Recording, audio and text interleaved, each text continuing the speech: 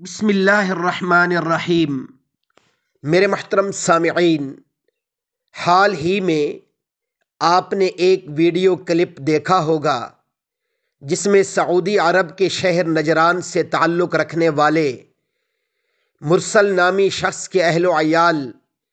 اور قبیلے والے مقتول کے گھر والوں کے سامنے خون معافی کے لیے اکٹھے ہوئے تھے۔ دیت کی قبولیت کے لیے فریادی بنے قبیلے کے بچوں سے لے کر بڑے بوڑھوں تک تمام لوگ مقتول کے اہل و عیال کے سامنے کھلے میدان میں گھٹنوں کے بل بیٹھتے، کمر سے بندھا خنجر کھول کر ریت میں گاڑتے اور سر پر سے رومال اتار کر اس کا ایک بل گردن کے گرد دیتے اور دوسرے سرے کو زمین میں پیوست خنجر سے باندھ دیتے۔ پھر سر پر باندھنے والے رومال کے اوپر بندھی کالی رسی، جسے عقال کہتے ہیں، اس سے اپنا دایاں یا بایاں گھٹنا باندھ دیتے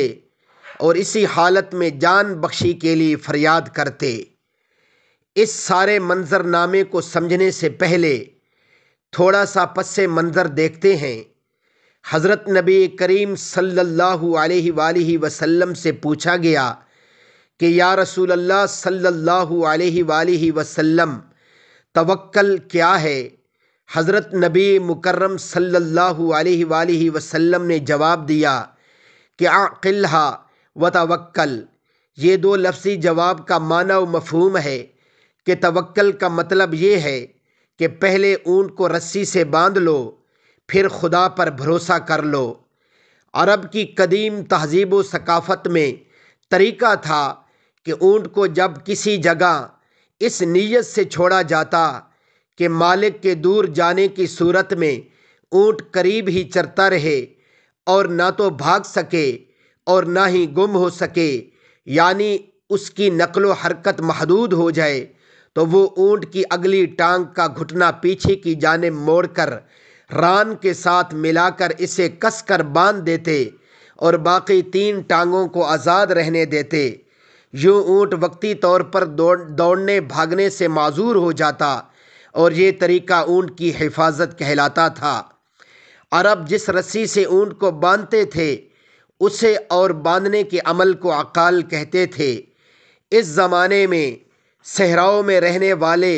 لوگوں کی معیشت کا زیادہ تر انحصار جانور پالنے پر ہوتا تھا، لہذا عقال یا رسی کا ٹکڑا عرب بدو اپنے سر یا کمر کے گرد لپیٹ کر رکھتے تھے۔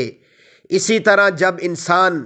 کسی مسئلے یا پریشانی میں مبتلا ہو جاتا تو فوراً اپنے آپ کو جزء وقتی طور پر ارد گرد کے ماحول سے لا تعلق کر دیتا، پرسکون ہونے کی کوشش کرتا، خیالات کو وقتی طور پر مطلوبہ نقطے پر مرکوز کر کے باندھ دیتا اور انہیں بھٹکنے سے روک کر علم و دانش کی چراگاہوں میں غور و فکر کرتا، فہم و تدبر سے اچھائی برائی میں تمیز کرتا اور اپنے آپ کو ناقص خیالات میں غرق ہو کر بھٹکنے سے روک لیتا یا اپنی سوچ کو محدود کر دیتا تھا۔ انسان کی ادراکی قوتوں میں سے اس قوت کو جو ثوابدید کے ذریعے برے بھلے میں تمیز کرنے کے قابل بناتی، اونٹ کے عقال سے اخذ کر کے عقل کا نام دے دیا گیا۔ اسی قدیم تہذیب و ثقافت کے تحت مرسل نامی شخص کے عزیز و اقارب کا بھی عقال کے ساتھ اپنے گھٹنے کو باندھ کر یہ باور کرانا مقصود تھا کہ ہم نے اپنا آپ اور اپنی عقل آپ کے سامنے گروی رکھ دی ہے۔ جب انسان اپنی عقل کو گروی رکھتا ہے تو اس کا مطلب ہے وہ مجازاً اپنے آپ کو دوسرے کی غلامی میں دے رہا ہے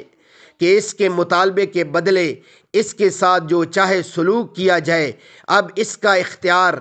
اس مالک کے پاس ہے جس کو اپنا سب کچھ سونپ دیا ہے۔ جاتے جاتے عقال یا سر پر باندھنے والی کالی رسی کا ذکر بھی ہو جائے۔ پہل یہ رسی مختلف رنگوں کی ہوتی تھی، مگر جب سکوت اندلس ہوا تو اہل عرب نے غم کے اظہار کے لیے اس رسی کو سیاہ کر کے سروں پر باندھ لیا۔ اس کے بعد سیاہ عقال کا ہی رواج پڑ گیا۔